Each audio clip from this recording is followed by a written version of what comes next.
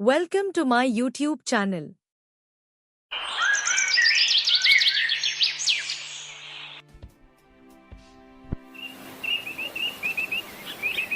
निहालपुर गांव में एक रघु नाम का किसान अपनी बेटी गंगा के साथ रहता था।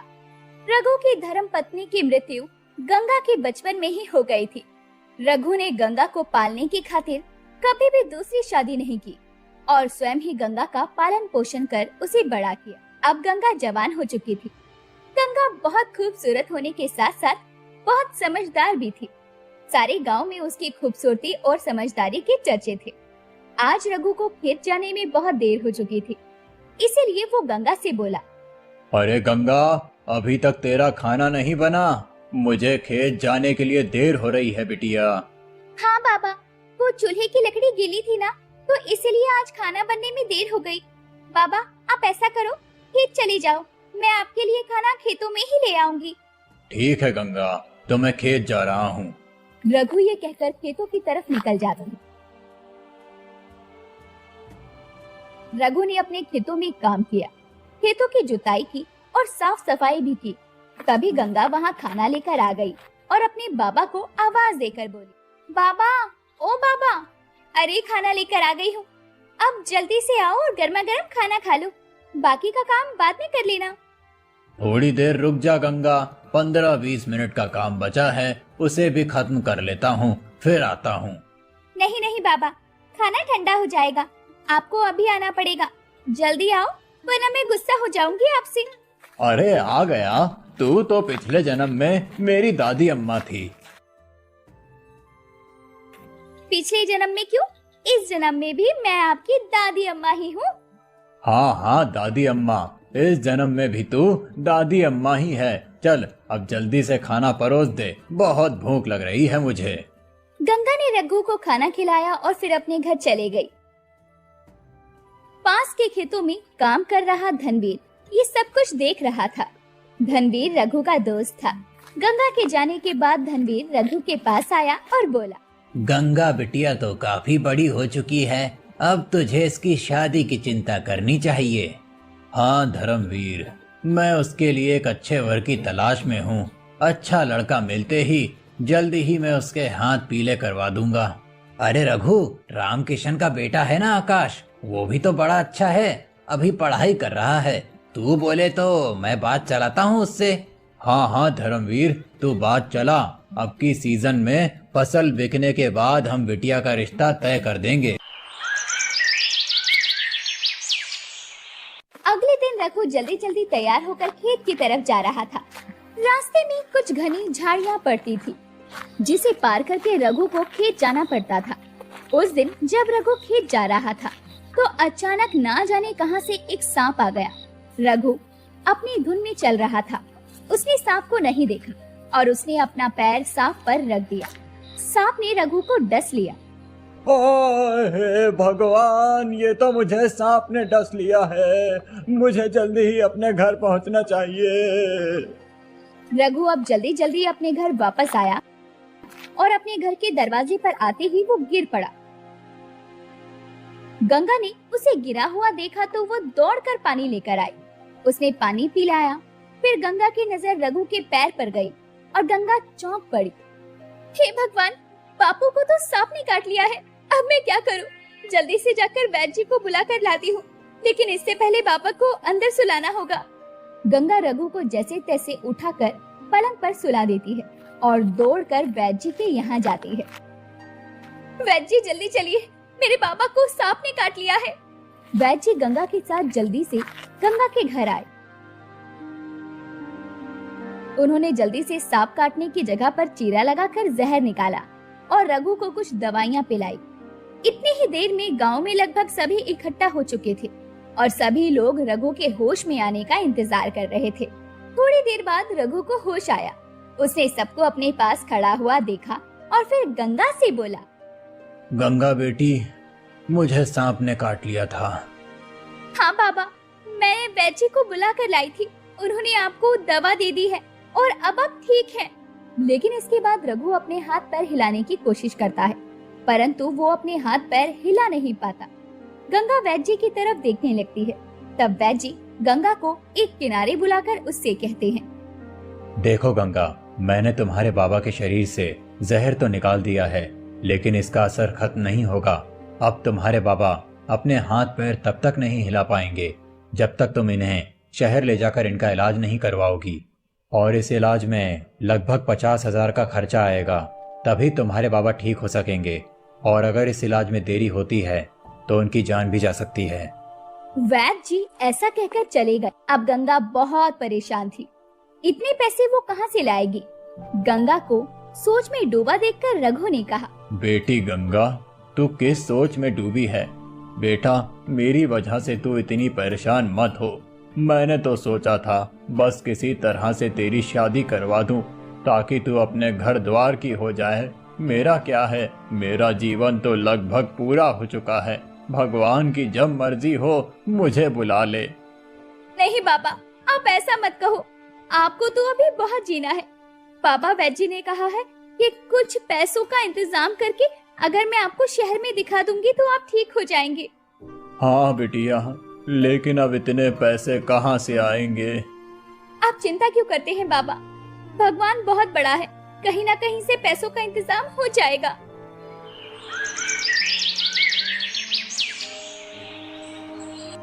अगले दिन गंगा अपने दोस्त आकाश से मिलती है और उसे सारी बात बताती है।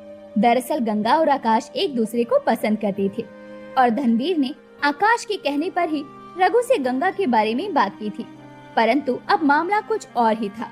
आकाश गंगा की बात सुनकर बोला, तुम चिंता मत करो गंगा, किसी न किसी तरह से हमें पैसों का इंतजाम करना ही होगा। तुम्हारे बाबा ठीक हो जाएंगे। और इस तरह कुछ दिन बीत गए। इधर गंगा परेशान थी। एक दिन गांव के चमन चाचा रघु पास गया और बोला, रघु, हमारे गांव के जमींदार है ना करण सिंह, उनकी पत्नी का पिछले साल देहांत हो गया है। उन्हें तुम्हारी बेटी गंगा बहुत पसंद है। उन्होंने रिश्ता भेजा है, अगर कहो तो मैं बात करूं। वो तो ठीक है चमन भैया, लेकिन जमींदार जी की उम्र बहुत ज्यादा है। हाँ, लेकिन उनके पास पैसे भी तो बहुत ज्यादा हैं। गंगा वहाँ जाएगी तो राज ही करेगी। उनके 2 बच्चे हैं, एक लड़का 10 साल का और एक लड़की 8 साल की। बच्चों को माँ मिल जाएगी और गंगा को भी एक जीवन साथी मिल जाएगा। भगवान ना करे अगर तुम्हें कुछ हो गया तो बेचारी गंगा तो दुनिया में अकेली ही हो जाएगी। इसीलिए सोच समझकर जवाब दो। हाँ, लेकिन मैं एक बार गंगा से तो पूछ लूं। गंगा अभी नादान है, तुम उसे समझाओगे तो वो जरूर समझ जाएगी। इसके अलावा मैं भी गंगा से बात कर लूंगा। ठीक है चमन भैया, फिर आप बात चलाकर देख। चमन वहाँ से निकला ही था कि बाहर गंगा मिल गई। गंगा को देखकर चमन ने गंगा को करण सिंह के रिश्ते के बारे में बताया और साथ में ये भी कहा, देखो गंगा, करण सिंह ने कलावा भेजा है कि तुम्हारे बाबा के इलाज में जो भी पैसा लगेगा वो उसे जरूर लगाएगा और तुम्हारे बाबा को भी अपने पास रखेगा। बिटिया, अपने लिए ना सही तो अपने बाबा के लिए जरूर सोचना। वैसे तुम्हारे बाबा ने भी इस रिश्ते के लिए हाँ कर दी है। गंगा ये सारी बातें सुनकर बहुत चिंता में आ गई। अगले दिन गंगा ने आकाश को सब कुछ बताया। ये सब सुनकर आकाश बोला, नहीं गंगा, मैं तुम्हारी शादी उस बूढ़े जमींदार से नहीं होने दूंगा। तुमसे शादी सिर्फ मैं करूंगा। लेकिन आकाश, फिर मेरे पिताजी का क्या होगा? हमारे पास तो इतने पैसे भी नहीं है कि उनका इलाज करवा पाए और सही समय पर अगर उनका इलाज नहीं हुआ तो उनकी जान को भी खतरा हो सकता है और मैं ये नहीं देख सकती। गंगा, मुझे 2 दिन का समय दो। तुम्हारे बाबा के इलाज में लगने वाले पैसों का इंतजाम मैं 2 दिनों में कर लूंगा। ये कहकर आकाश अपने घर पहुंचा और अपने माता पिता को सारी बात बताई।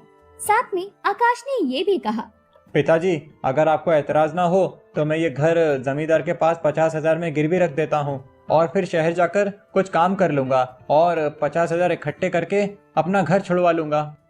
ठीक है बेटा, तुझे जैसा ठीक लगे तू वैसा कर ले, हम तेरे साथ हैं। इसके बाद घर के कागज लेकर आकाश जमींदार के पास पहुंचा और उसने कहा, जमींदार जी, मुझे 50,000 की जरूरत है और गांव में आपके सिवा कोई भी इतने पैसे वाला नहीं है कि तुरंत मुझे 50,000 रुपए दे दे।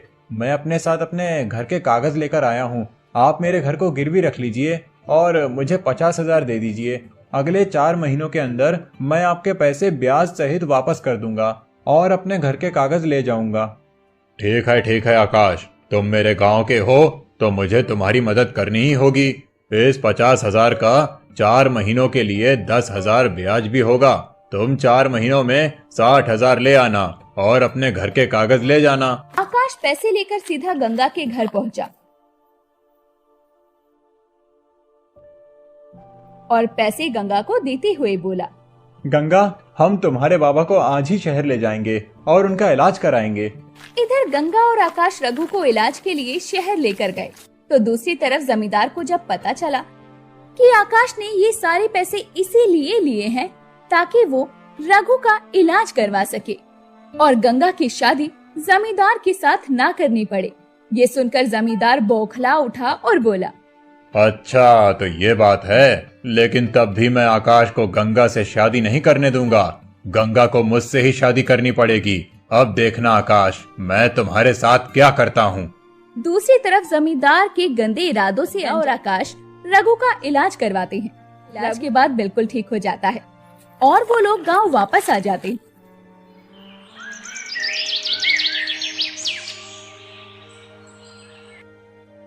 इसके बाद आकाश गंगा से कहता है, गंगा, तुम्हारे बाबा ठीक हो चुके हैं। अब मुझे शहर जाना होगा। मैं शहर जाकर कुछ काम करके 60,000 इकट्ठा करूंगा और जमींदार को देकर अपना घर छुड़वा लूंगा और वापस आकर तुमसे शादी करूंगा। ये कहकर आकाश शहर चला जाता है और वहाँ पर एक वड़ा पाव की दुकान लगाकर पैसे कमाता है। देखते ही देखते 4 महीने बीत चुके थे। आकाश के पास 60,000 इकट्ठा हो गए थे। आकाश अपने गांव आया और सीधा जमींदार करण सिंह के पास पहुंचा। जमींदार करण सिंह को पैसे देकर बोला, जमींदार जी, मैंने आपके पैसे आपको ब्याज सहित लौटा दिए हैं। अब आप भी मेरे घर के कागज मुझे लौटा दीजिए। मुझे पता है तू ये सब इसलिए कर रहा है ताकि मेरी गंगा से शादी ना हो। चल जा यहाँ से। अब ना तो तुझे तेरे पैसे मिलेंगे और ना ही घर के कागज। जमींदार जी, आप ऐसा नहीं कर सकते। मैं चुप नहीं बैठूंगा। तुझसे जो बनता है कर ले और दोबारा यहाँ मत आना, समझा। आकाश गुस्से में वहाँ से चला गया। तब जमींदार ने अपने कुछ आदमियों को बुलाकर कहा, सुनो, इसके घर को आज रात को जाकर आग लगा दो। जमींदार के आदमियों ने आधी रात को आकाश के घर में आग लगा दी। जमींदार के आदमियों को ऐसा करते हुए गांव वालों ने देख लिया। अब गांव वालों को बहुत गुस्सा आया। तभी उनमें से एक गांव वाला बोला, जमींदार ने तो हद ही कर दी है। अब आज उसने आकाश के घर में आग लगवाई है, कल किसी और के घर में आग लगवाएगा। अब समय आ गया है उसे सबक सिखाने का। हाँ, हम सभी लोग मशाल लेकर उसके घर जाएंगे और उसके घर को आग लगा देंगे ताकि ये रोज रोज का किस्सा ही खत्म हो जाए। और फिर सभी गांव वाले हाथों में मशाल लेकर उसके घर के बाहर पहुंचे। जमींदार को उसके आदमी ने इन सब बातों की खबर दे दी। वो घबराकर बाहर आया और बोला, गांव वालों, रुक जाओ, मेरे घर को आग मत लगाओ। मैं तुम लोगों से वादा करता हूँ कि आज के बाद मैं किसी के साथ अन्याय नहीं करूँगा। मुझे माफ कर दो और मैं तुम सभी के जमीन के कागज भी लौटा दूंगा।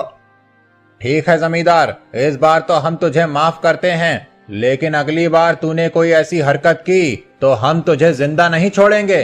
जमींदार ने गांव वालों के कागज के साथ साथ आकाश के घर के कागज भी लौटा दिए। अब सभी गांव वाले बहुत खुश हो गए। सभी ने मिलकर आकाश और गंगा की धूमधाम से शादी करवा दी। हमारे चैनल को सब्सक्राइब करो, लाइक करो और कमेंट करो।